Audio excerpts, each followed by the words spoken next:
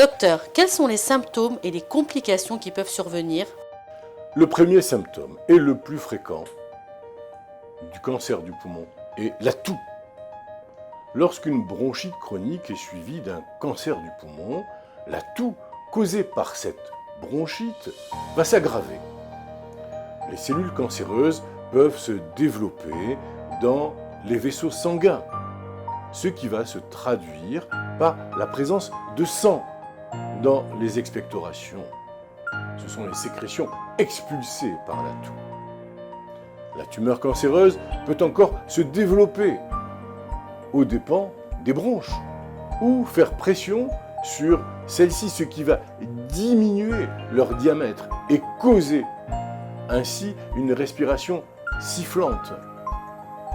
La tumeur cancéreuse peut aussi se développer dans la paroi thoracique et causer une douleur dans la poitrine. La tumeur peut aussi également entraîner une pneumonie qui va s'accompagner de toux, de fièvre, de douleurs thoraciques et, bien sûr, d'essoufflement.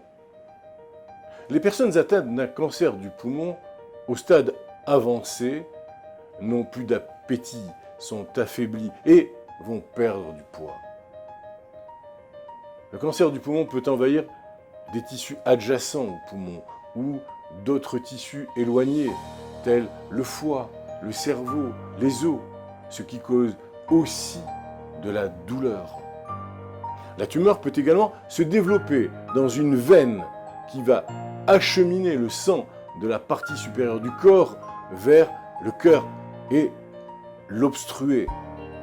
Ce trouble, appelé syndrome de compression de la veine cave supérieure, se caractérise par un reflux du sang dans les veines du visage, du cou et de la partie supérieure du thorax, ainsi que par l'enflure de ces veines. La tumeur cancéreuse peut entraîner l'accumulation de liquide dans les enveloppes du cœur ou des poumons, ce qui va rendre la respiration très pénible, difficile.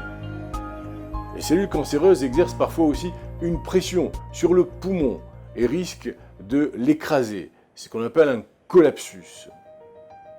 Lorsque la tumeur presse sur la moelle épinière, le malade va ressentir de la douleur ou va présenter un trouble de la fonction des nerfs. Certains cancers produisent également des hormones, ce qui peut affecter le métabolisme général.